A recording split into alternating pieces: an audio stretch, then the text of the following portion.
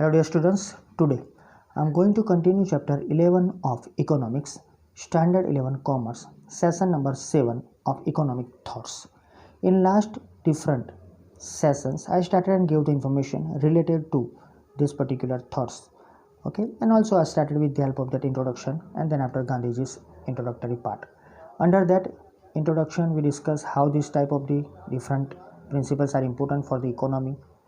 गांधी जी के जो भी सिद्धांत हमने सीखे, हमने लास्ट 5 जो कंप्लीट किए उसमें भी हमने देखा कि कैसे ये इकोनॉमिकली बेनिफिट करवाएंगे. स्टार्टिंग करते हैं छठे नंबर का लास्ट वन. लेकिन बिफोर दैट वन जो 5 डिस्कस किए उसमें कई तरह की इन्फॉर्मेशन आपके पास आई कि हम उसको शायद हमारे रूटीन में भी इंट्रोड्यूस करें तो will get the benefit. Businessman, as a citizen, as a particular educated person, ये सब हमको शायद किसी न किसी तरह हमारी लाइफ में उसको डालना पड़ेगा. तो हमने देखा कि ये जो डिसेंट्रलाइजेशन ऑफ इकोनॉमी करना है, नॉन पोजीशन करना है, सिंप्लिसिटी से रहना है, मशीनरी का यूज़ कम करना है, ज़्यादा से ज़्यादा एम्प्लॉयमेंट देनी है लेबर को, तो ये सब इन्फॉर्मेशन आपके पास आ चुकी है. तो यू नो कि इससे हम शायद कुछ नया कर सकें, इससे शायद हम कुछ ना कुछ ऐसा कर सकें कि हमारी इकोनॉमी आगे से आगे बढ़ सके. तो गांधी जी के ये थॉट ना हालांकि बिजनेसमैन, ना हालांकि कोई एक पर्सन के लिए, सबके लिए ना. और शुरुआत में पहला देखा था हमने जो सर्वोदय. ठीक है, तो अब हम चलते हैं लास्ट वन, सिक्स्थ वन. ये सिक्स्थ की समरी में टोटल सब पॉइंट्स भी 8, वो भी हम देखेंगे. तो स्टार्ट करते हैं last one, doctrine of trusteeship. Trusteeship is one of the important principles given by Gandhi ji. सब पाँचों के साथ ये छठा बहुत इंपॉर्टेंट है. And he gave this principle getting inspired by the Bhagavad Gita and the Isopniषद. तो इन दोनों से इंस्पायर होके, भगवद गीता और ईसोपनिषद दोनों से इंस्पायर होके गांधी जी ने ये डॉक्ट्रिन ऑफ ट्रस्टीशिप दिया है. सोचो उन्होंने कितना डिटेल स्टडी किया होगा, तब जाके ये पर्टिकुलरली डॉक्ट्रिन ऑफ ट्रस्टीशिप आया है. द ईसोपनिषद कोट्स, उसके ईसोपनिषद के जो भी कोट है, भगवद गीता से सबने पढ़ी है, ईसोपनिषद के जो भी कोट्स है उसमें से एक कोट है यहाँ पर, all that is created on earth is because of God and hence we must realise it after surrendering it. इसको मगज में उतार लो.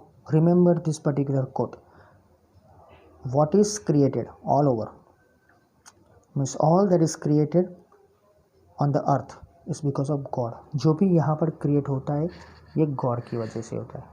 जो भी क्रिएशन यानी सर्जनहार भगवान है, सब उन्होंने ही क्रिएट किया है. And hence we must realise it.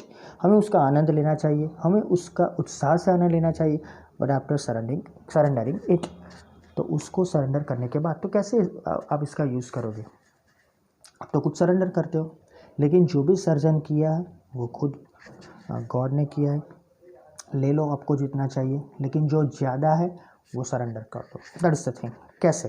So if a person has inherited and accumulated large amount of wealth, she और he should form a trust of excess wealth.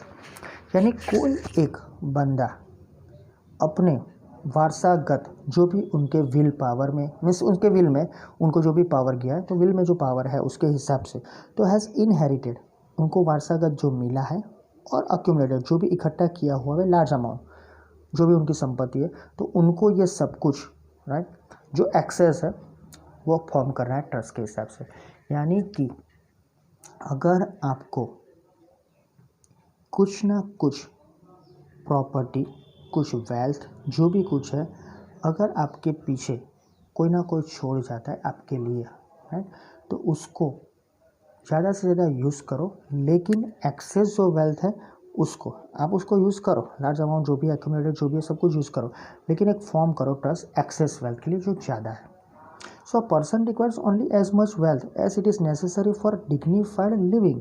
यानी एक आदमी, एक बंदा है, एक फैमिली है, उसको वेल्थ जो चाहिए वो क्या चाहिए नेसेसरी, उसको एक डिग्निफाइड गौरवपूर्ण सर उठा के वो जी सके, ऐसी एक जीने के लिए लाइफ चाहिए. उतना पैसा ले लो, बाकी सब उसको ट्रस्ट बना के एक्सेस वेल्थ डाल दो. Is it possible in this particular time period? हम तो नहीं सोचते ऐसा आप सोच रहे हो, लेकिन कई सोचने वाले हैं. Ratan Tata, Warren Buffett USA में है, टाटा स्टील आपने सुना है, टाटा का तो बहुत नाम है. तो ये दोनों ने ऐसा किया है, जो इनकम होती है वो डायरेक्टली ट्रस्ट में डाल देते हैं, एक्सेस वेल्थ, राइट।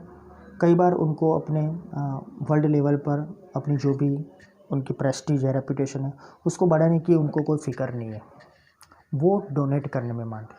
और वो डोनेट करते हैं, ऐसा नहीं कि सब डोनेट कर दिया, राइट, मुझे या आपको, वो एक ट्रस्ट फॉर्म करते हैं, राइट। और वो ट्रस्ट जो फॉर्म करते हैं, राइट, एक्सेस वेल्थ का, वो उनमें उनके वो मेंबर भी बन जाते हैं। तो ऐसा नहीं है कि उनकी वेल्थ चली जाती है और दे देते हैं, राइट। उसका भी इन्फॉर्मेशन है, यहाँ जिक्र किया गया है। सो उनको जो भी रेपुटेशन लाइफ है, उसको डिग्निफाइड लाइफ है, उसको जीने के लिए जो पैसा है ले लिया, right.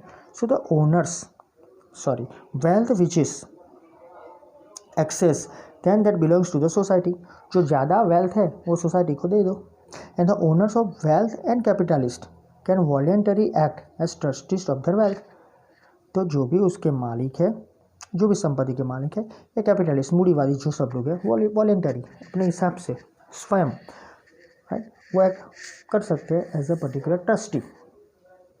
So they will be allowed to retain the stewardship of their positions and to use their talent to increase the wealth, not for their own sake but for the sake of the nation and therefore without exploitation। तो ये sentence तो बहुत important है। जो भी उसके trustee बनते हैं वॉलेंटरीली, वो अलाउड करते हैं टू रिटेन द स्टोवरशिप, तो उनको उनकी जो भी संपत्ति है उसकी जिम्मेदारी उनके पास है, उसका वो यूज़ कर सकते हैं। तो स्टोवरशिप उनके पास है, वो उसको अपनी तरह चला सकते हैं। स्टोवरशिप यानी अपनी तरह उसको चलाना है, तो उसकी जिम्मेदारी उनके पास है, तो इजीली वो उसको कर सकते हैं। अच्छा, उनकी जो संपत्ति, उनका जो पोजीशन है, जिसका हक है उसके ऊपर, and to use that talent, और उनका टैलेंट यूज़ करके वेल्थ को इंक्रीज करो, क्योंकि उनके ही टैलेंट से तो वो संपत्ति बड़ी है ना, और एक्सेस अमाउंट जो है उन्होंने ट्रस्ट में डाल दिया है, तो उसको बढ़ाओ। And not for the own सेक, उनके खुद के लिए नहीं, but the sake of the nation, nation के लिए भी उसको करना पड़ेगा ना, विदाउट एक्सप्लॉयटेशन, किसी का बुरा नहीं करके, किसी का शोषण नहीं करके, that is the good thing. तो ये सोचने की बात है। So this is the doctrine of trusteeship, right. Bhagavad Gita याद रखो, इस उपनिषद याद रख दो, मैंने दो नाम दिए, वही लोग ऐसा करते उनका भी नाम याद रखो, है ना। तो ये सब कुछ ज़्यादा से ज़्यादा इम्पोर्टेंट है। Moving towards the next point, that is the important aspects of Gandhiji's doctrine of trusteeship can be summarised at follow. तो ये जो अलग अलग पॉइंट है हम वन बाय वन देखते हैं। First one, convincing the rich, यानी चेंज ऑफ हार्ट। तो हमें क्या कन्विंसिंग करना है? रिच। तो convincing the rich, let's see. Gandhiji was a worshipper of truth and also non violence. સત્ય અને અહિંસા આ બંને વસ્તુથી આગળ ચાલ્યા છે। His principle of trusteeship was based on the voluntary action. अपने आप डिसाइड करो, वॉलेंटरी एक्शन है वो, राइट, उसके ऊपर कोई भी टाइप का प्रेशर नहीं है। Trusteeship was Mahatma Gandhi's peculiar contribution.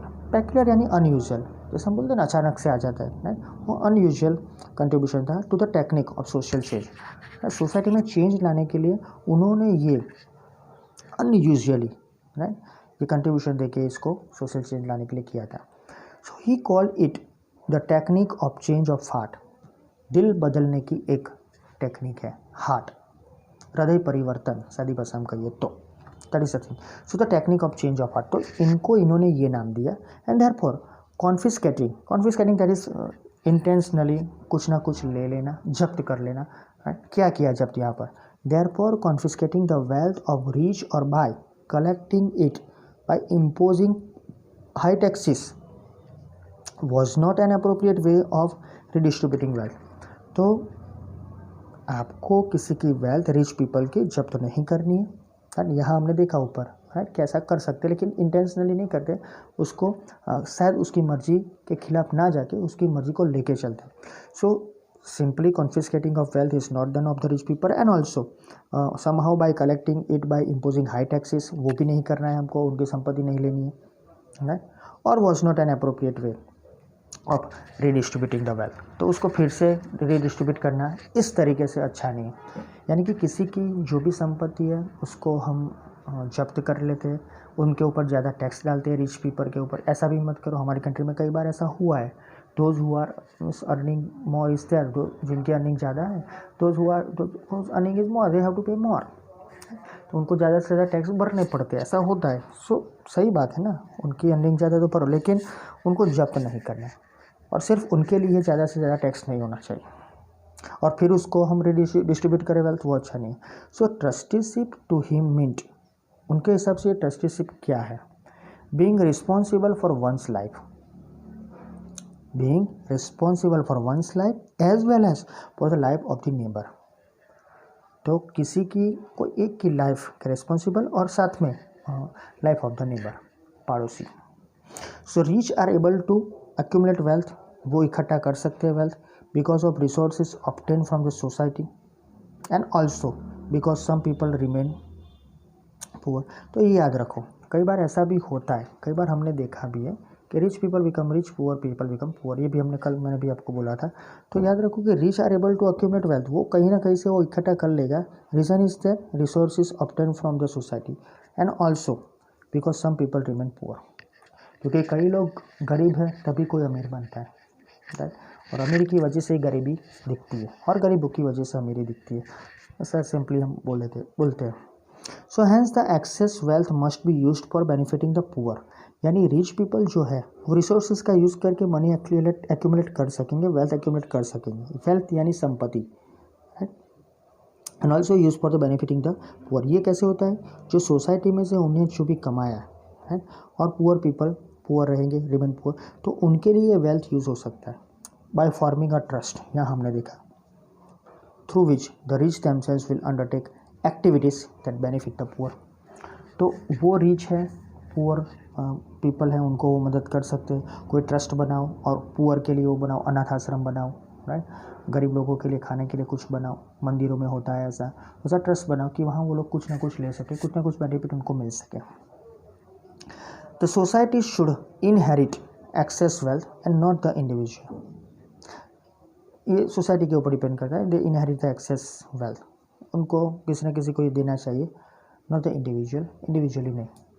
तो एक ट्रस्ट बनाओ, उसमें सब दो और उसके हिसाब से चलो। टाटास ने ऐसा ही किया है, और कई लोग ऐसा करते हैं, कई नाम बाहर आते हैं, कई नहीं आते, सब लोग ऐसा करते हैं, राइट। उनके पर्टिकुलर जो भी ट्रस्ट है उसके हिसाब से सबको बेनिफिट होता है। ओके, सो आज के लिए इतना ही रखते हैं। डॉक्ट्रिन ट्रस्टीशिप में आज हमने थोड़ी इन्फॉर्मेशन ली, और साथ में देखा पहला पॉइंट जो समरी के हिसाब से चलता था ट्रस्टीशिप का, वो नेक्स्ट सेशन में हम बाकी के 4-5 जो भी है वो ले लेंगे। Thank you.